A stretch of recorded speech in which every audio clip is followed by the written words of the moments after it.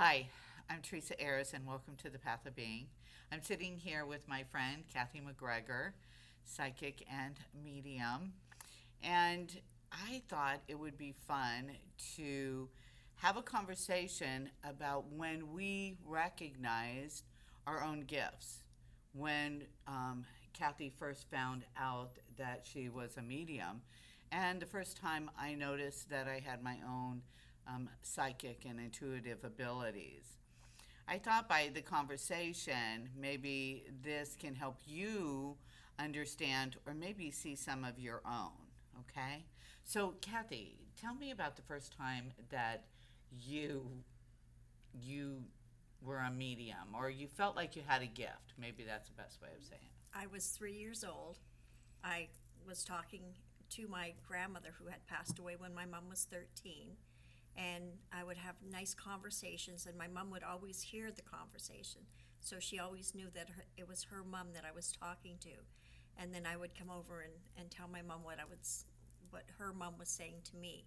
So that was my first. And then there's a lot of other things that you'll see when you start to connect with spirit.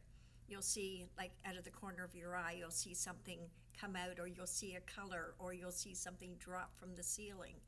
And then you'll know that there's spirit around you or connecting with you.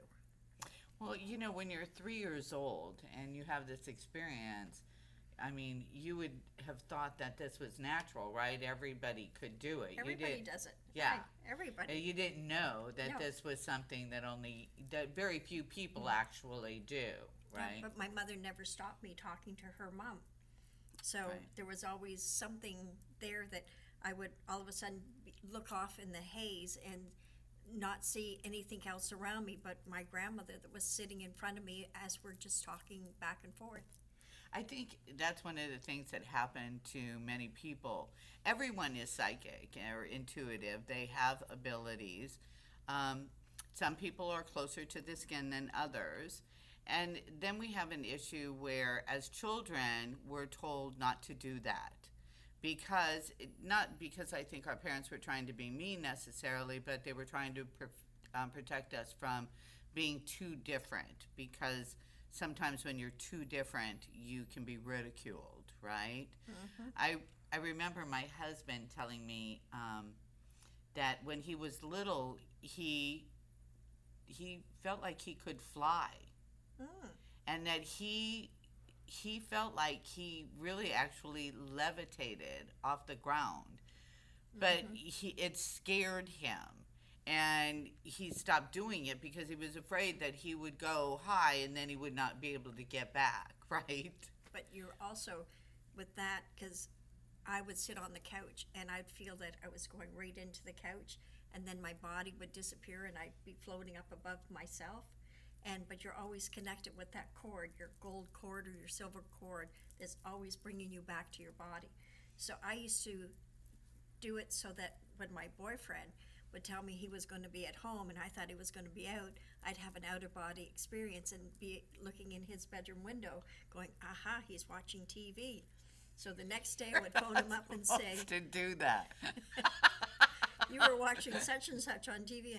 He'd say, how did you know that?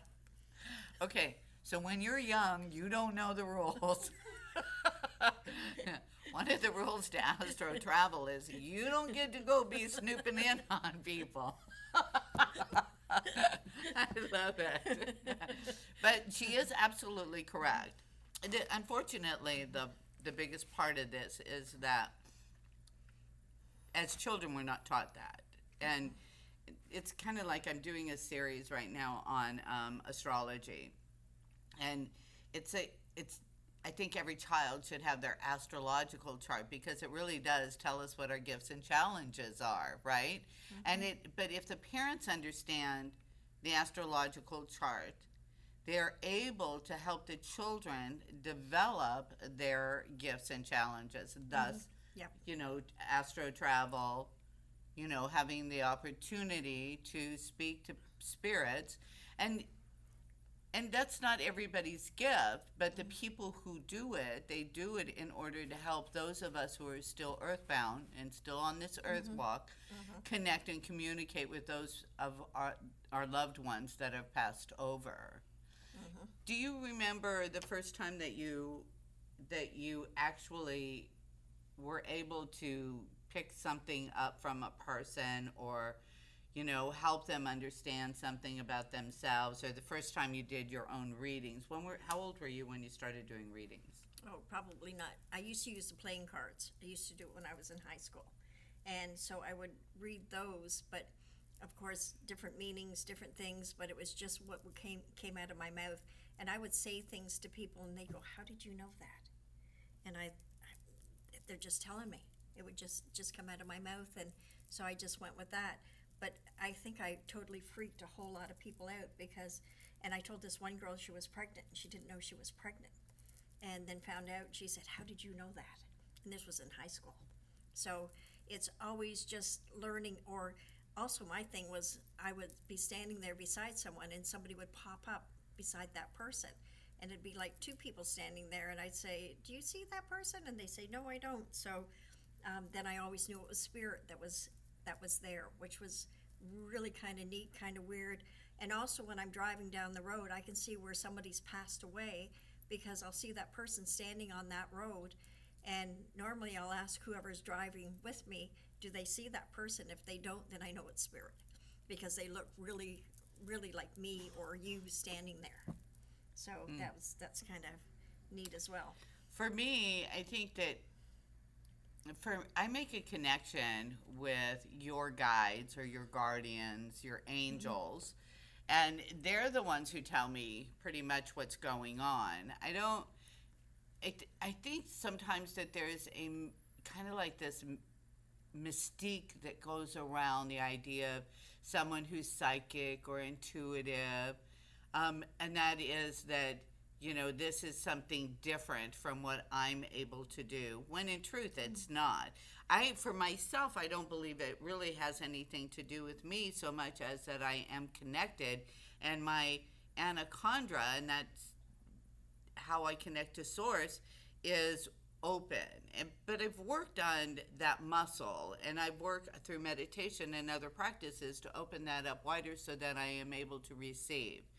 And the idea is that when we receive messages, it's like telling the young woman that she was pregnant, is to help them, to let them know that these are certain things that are going on. Now, there's another aspect of intuitive, being intuitive, and that is that the idea is to always be open to change and being able to help people. Yeah. But too, I was thinking that too, everybody does it differently. Nobody does it the same as everybody else. So if you feel something, or you hear something, or you just get a glimpse of something out of the corner of your eye, and you want to know about it, come ask us, because we can help you figure out what's happening in your life and who you're seeing and who you're connecting with, and help you to bring out your whole psychic side of you out into the open as well, because everybody does it differently. Nobody is exactly the same. Well, I want to thank you for joining us and learning a little bit about being intuitive and being a psychic, because you are one too. And thank you. Again, I'm Theresa Ayers. This is Kathy McGregor, and you're at the Path of Being. Have a blessed day. Bye.